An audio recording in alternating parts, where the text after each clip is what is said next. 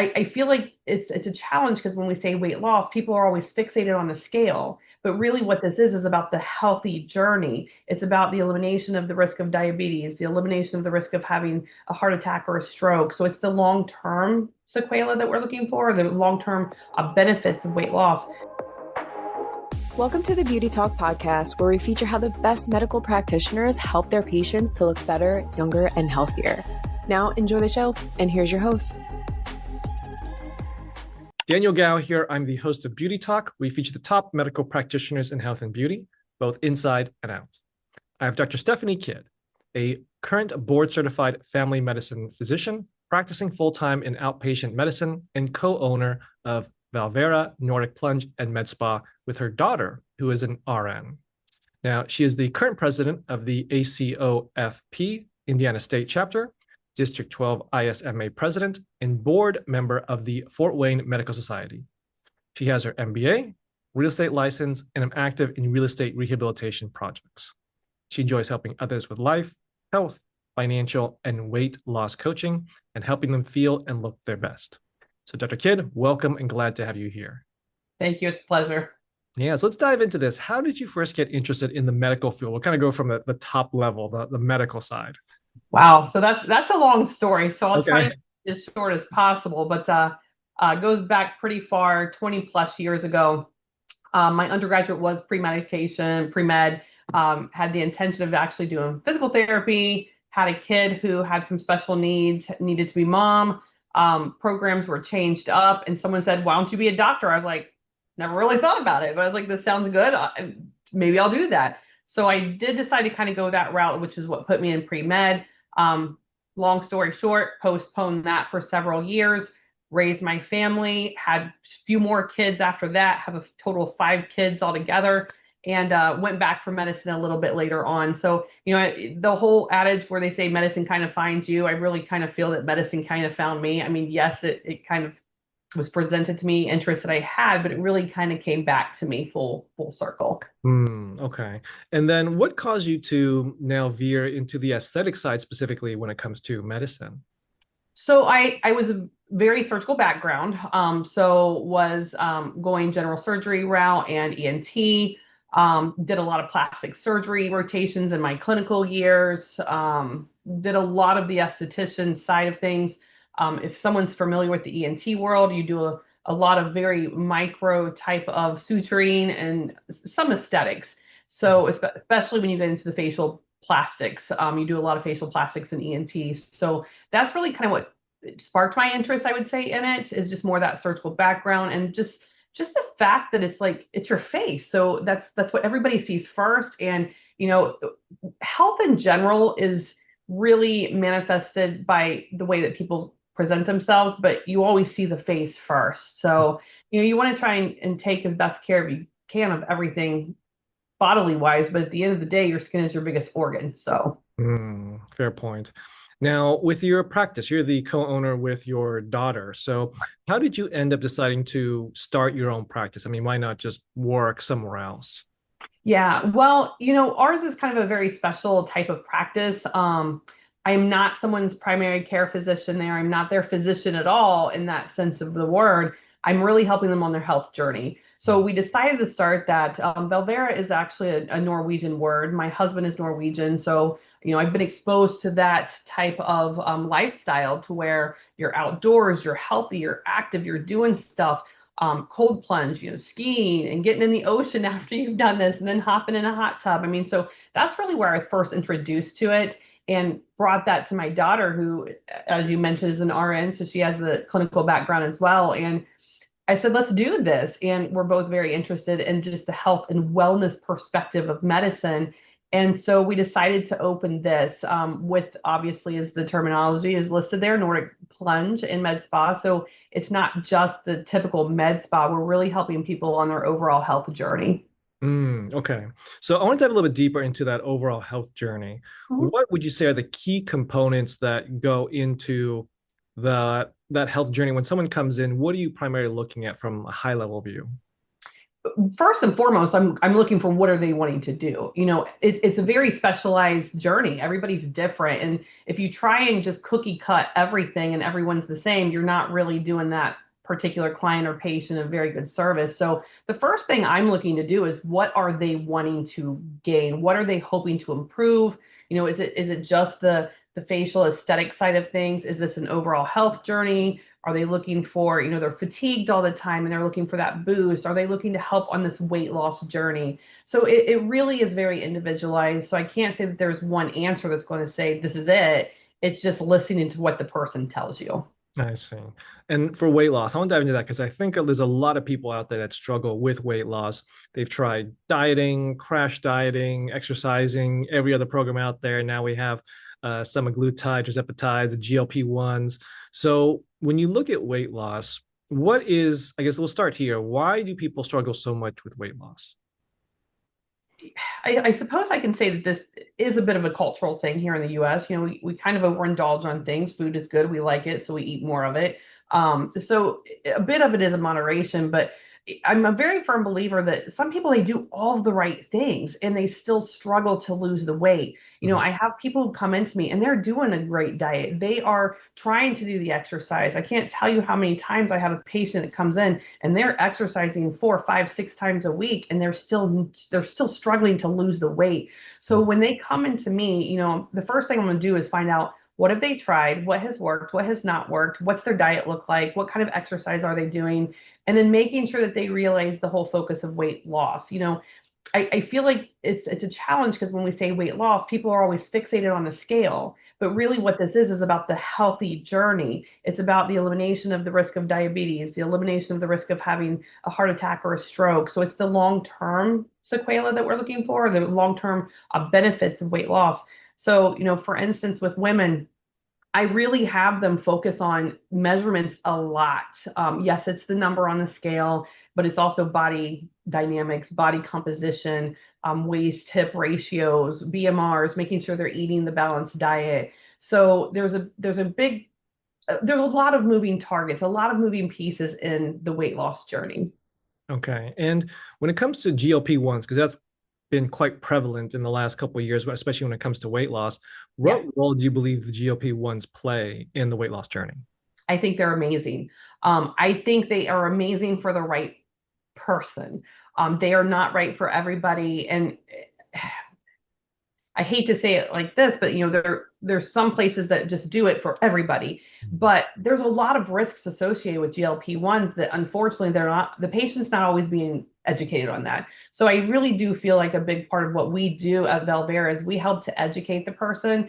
And it's not again, one shoe fits all. Not everybody is the right person to have a GLP-1. Do I think they're amazing medicines? Absolutely. I remember back when Ozempic first came out, everybody's heard the commercials, Ozempic, right? Mm. I thought it was the best thing since sliced bread and nothing was ever going to beat it. And then, other medicines came out, other GLP-1s like the Zepbounds and so forth, and they just keep getting better and better. So they are great, but they definitely have a lot of potential risks that people have to consider and should be educated on. And there's some contraindications. Some people should not have them because of health risks. Hmm. Okay, let's start there because I think there's a lot of people have heard that GLP-1s can be miracles, but to the other side, as you mentioned, there's a lot of potential risk to it. I think there's Yeah. just a lot of confusion in the marketplace. So let's start there. For what type of people would it not be a good fit for? Somebody who has a family history of thyroid medullary carcinoma, there's actually a black box warning on the medication label that says you should not have that medication. If someone has like hypothyroid or a thyroid disorder, that does not constitute them from not being able to use it. You would just want to use it with caution. But certainly, if they have any family history of the carcinoma, they should not have that medication. Other risks that are associated are things like gastroparesis. For the listeners who aren't really sure what that means, it means your stomach stops working. I mean, these are just conversations that people should be had before they start these medications so that they understand the risks. Pancreatitis is another one. I've had patients who have had pancreatitis, some being on it for purposes of diabetes, but also some being on the GLP-1s for the purposes of weight loss. And I've had patients who have started the medications at other facilities and come to me as their main physician, with the complications and having never been told what the risks were before they were started on them. So those are the types of people I'd say definitely precaution should be used when starting those medications. Okay. Now, we kind of this a little bit of an overlap question, but you mentioned also some risk, which is kind of, hey, if you have these conditions, don't do it. But what are some, or are there other risks that people should just be aware of if maybe they are a fit for the GLP-1s, but just to kind of be aware of like, hey, this is a risk that can happen in a certain percentage of the population. So are there some other risks that people should just be aware of and be educated on? Yeah, when it comes to risk, I say it's probably fairer to say more side effects. The big risks are more the black box with the thyroid medullary carcinoma, the pancreatitis, gastroparesis. But there's other really big common side effects with these, and that is belching, which doesn't sound like it's that big of a deal, but if it's chronic and it's really bad, it becomes an issue for somebody. Nausea, vomiting, diarrhea, constipation. These are real serious consequences. Bowel obstruction. I've seen this in somebody where because they can't they get so constipated, backed up, they've had some complications from just colon function in general. So these are definitely things that if you were to start on these, you would want to monitor them. So really just starting one, you should be monitored on these medications. And that's something that we do at Velvera. When we do our weight management, we have every 2-week check-ins with people, not just for the weight, but also to make sure if they are on a medication that they're doing well with this, because we do other medications than just GLP-1s. That's the beautiful thing with me being a board certified physician. I can prescribe other things. And that's why we get that intake to see what's the best thing for that person. And the reality of it is that not everybody loses weight on GLP-1s. You have some people, they go on them and they don't lose anything. So that happens. You have a diabetic on it, they don't necessarily lose 100 pounds. So you want to be able to monitor these. Got it. Now, there's the terminology of Ozempic face, where it just kind of hollows out your face. Yeah. I'll kind of put that as maybe not a risk and maybe not a side effect, but something that people are obviously concerned about. Yeah. So, in what situations would they get Ozempic face? Is something that's just going to happen to a certain percentage of people? Is it something that's preventable? What should people know about Ozempic face? I think everything you said actually is pretty spot on. Ozempic face can happen, but one of the potential risk or side effects, if you will, that I hadn't mentioned is muscle loss. That's a very well known thing with any of the GLP-1s.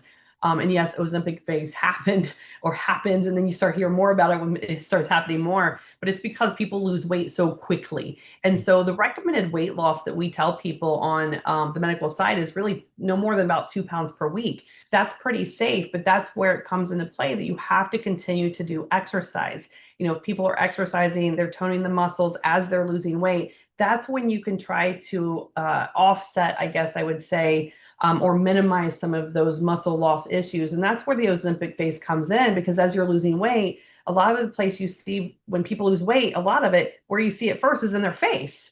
And so if you're losing it slowly, you're making sure that you're maintaining your exercise, you're maintaining muscle tone. Those are the things that are going to prevent that, and then not losing it too quickly. And I think that's where some people fall short, is they go up on higher doses of GLP-1s very quickly, versus if they're still losing weight, they should not be titrating upwards. They should be maintaining and then being happy with just a gradual weight loss. And that's where they can minimize some of those effects. Got it. You mentioned also exercise to offset the muscle loss. So when it comes to exercise, is it any exercise, or more specifically, it should be resistance training with weights? Maybe they don't need to go to the gym and pump a bunch of iron, but some type of weights versus just walking or doing cardio. Yeah, I always say that cardio is just it's a fabulous thing. People should definitely incorporate that into their daily routines. But it's definitely some strength training. I talk about the weight training, the strength training. This could be something as simple as wearing weighted vests when you're doing walking. This could be something you're doing in your home. You keep a set of dumbbells by your bedside. You do it before you get out of bed. Well, I guess when you get out of bed, but early in the morning or before you go down to bed. There's lots of routines people can do at home. You don't have to go to the gym. I'm very adamant to that with a lot of people, because some people are just intimidated to be in a gym environment. So you got to meet people where they are. And so that's what we do too at Velvera, is we help them develop a exercise routine or get them doing something. And at the end of the day, I say you gotta have fun doing it. You gotta enjoy it, because if you don't, you're not going to keep doing it. So definitely some kind of strength training to keep the muscular areas toned. Got it. Okay, so I think we touched on weight loss quite a bit. What's another, I say, common area that your patients, your clients come to you for as they're looking at their health journey? When they're looking at the health, a lot of times we have people more concerned with like a lot of fatigue. Mm, This time of year, I don't know, maybe lucky you, where you are on the West Coast, but on the East Coast, we're getting hit pretty hard with flu and everything else out here. So, people just trying to stay healthy so they're not getting sick, or they start feeling ill. So they want to come and get maybe an IV hydration so it boosts some of the immune system. So energy is a really big thing. Energy and fatigue is something that people talk to us about a lot. okay. So when it comes to energy and fatigue, what's going to be your, I guess, go-to solution for that? Again, exercise. I again can't speak enough on that. Really good balanced nutrition. That's something that we do on the weight loss side too. Is we'll help them kind of look at the nutritional intake. What are they having? You really want to have a good balanced diet at the end of the day. You want to make sure you're getting nice healthy portions of vegetables, some fruit and dairy, and then certainly your lean protein. Um, and I'm a firm believer that I say food is medicine. If you eat a good balanced diet, you can really get what you need, and that's the best way to absorb it. You can take some supplements. Supplements are very costly though, so why not get it with the food you're already eating? The other good way to get some of them are IV hydration with some of the added supplementation. So when I say that, like B12 complexes, vitamin C, things like that added into the IVs. The other way is you can do injections because that's another quick way for the body to be able to absorb that. When you have an oral supplement, you're not getting as much of the product as what you think you are because there's something called a first pass effect. So you lose a lot of that. So the best way to do it, aside from food, because the absorption's there, is usually an IV or an injection. Okay. Now, when it comes to all these treatments or different strategies for getting healthy, Mhm. you say some of the most common misconceptions you hear from your clients as they're going through this, or even before they or when they first come in and they're asking questions? What are some of those most common misconceptions you hear? In regards to, Either weight loss or just health, even misconceptions or even myths that they believe or that they heard that just would be like a common untrue thing. yeah. When it comes to the weight loss side, I'd probably just say that I don't know if it's the misconception. I think it's a misconception, not necessarily that they heard, but people just think that the medicines are going to cure it all. Mm, Medicines are going to cause them to lose all the weight they want to lose, and they're not necessarily putting as much effort into it. And that's a really big misconception. Yes, they can do well, but they're not the answer to everything. mhm, So that's probably a big one. Um, Sleep is another one I talk to people about, and I don't think people give it enough credit on how important it is. mhm, And so they just keep trying to plug away and they don't necessarily visit all of the aspects that they need for that overall health picture. mhm. Okay. What about I did have a question for you when it comes to the weight loss specifically, is that if someone's taking is on the GLP-1s, they lose the weight, they get to their target weight, do they have to stay on GLP-1s for the rest of their lives? That is a fabulous question, actually, Daniel. That's another thing that you should have a conversation with someone before they start it. Um, that there is a potential that they may have to stay on that for their entire life to maintain the weight loss that they've achieved. I've been very successful in helping people um, taper off of that. I've had many people who come off and they do fine. They're able to maintain for the most part. Pretty much if you come off of a GLP-1, you should expect to gain some of the weight back. It's not going to stay magically off. Mhm, Now, saying that, I do have a patient who very determined male, mhm, lost over 120 pounds in the course of this past year, and he doesn't look bad. I mean, it's a lot of weight loss, and he's been on the GLP-1, but he has been very, very adamant on his diet. He's been very, very stringent on his exercise.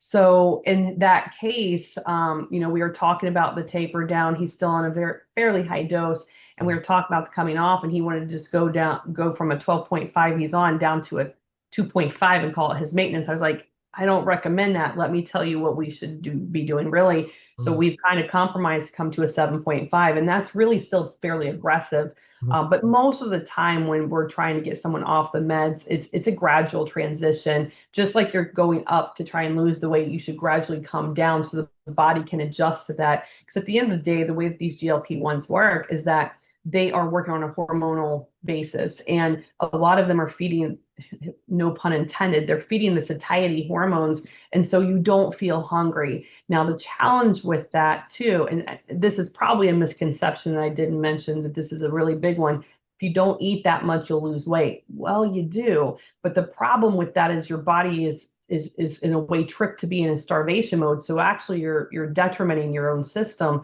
And so I call it the hibernation effect. It's like a bear, it hibernates and it doesn't eat. So it has to hold on to all of that. And that's what happens if people starve, is they'll lose weight because they're in a calorie deficit, but when they start to eat again, they're going to gain it back really quickly. So that's the reason that it's really important that you're maintaining a basal metabolic rate for your system, so that you are not starving, you are eating what you need, you're in a calorie deficit, but more so because you're exercising to get the calories down, not because you're starving.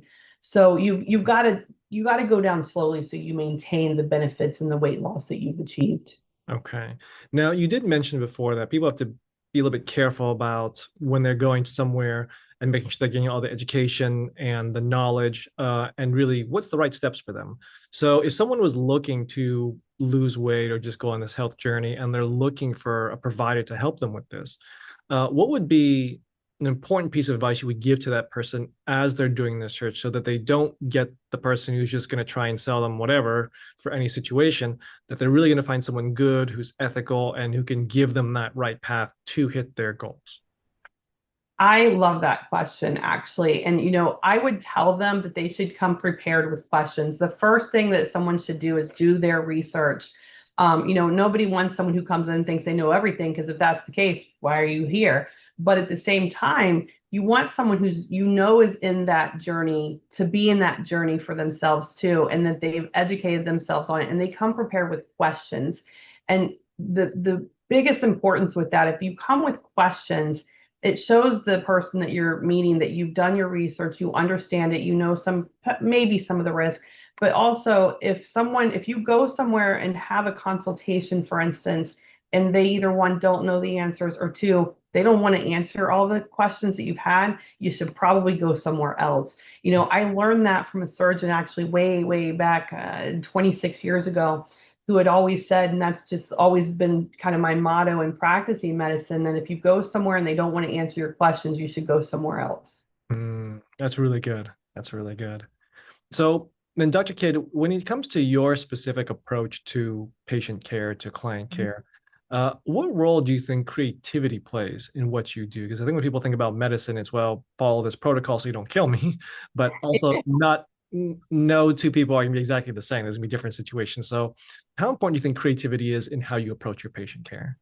I think it's very important. You have to have an element of empathy too, because you have to walk the journey. You have to be in their shoes. And so you also want someone who can per, kind of perceive that they're in that shoes. Like, if I wouldn't want to do it, how could I expect someone else to do it? And there has to be that fluidity in making these plans for people. It goes for our facials. It's someone's skincare routine. When someone comes, the estheticians are doing a intake, just like I am on a medical side of things. What is someone looking for? Do you have acne issues? What is your problems with your skin? Do you have rosacea? What are you trying to work on?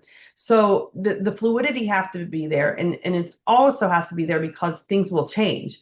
If you have such a strict regimented program, they're not getting to where they expected, or they've gotten there much quicker, you've got to be ready to adjust that too. So definitely want some creativity and changing plans as need be too. Got it. Okay. Now, Dr. Kidd, I'm sure that throughout your experience, you've had some challenging cases or memorable cases. So, is there maybe one story that you can share of one of those cases, challenging, hard, memorable, and how you were able to get them a successful result in the end? I'm pretty much a straight shooter, okay? So I'm actually going to use the example of the patient that I just talked about, who'd lost well over 100 pounds over this past year by becoming very, very dedicated to the process. And I'm going to use him because when he first came, his blood pressure was high. He was morbidly obese, over 350 pounds. Cholesterol was high. And, I point blank said to him, and I sometimes I feel like I might be a little too blunt sometimes, but we met each other this week, and he actually said to me, and I'm quoting him, "You saved my life," because I told him, "Do you want to have a heart attack or a stroke and die?" And he said at that moment, that's when that light bulb kind of switched for him. And he was like, "She's right."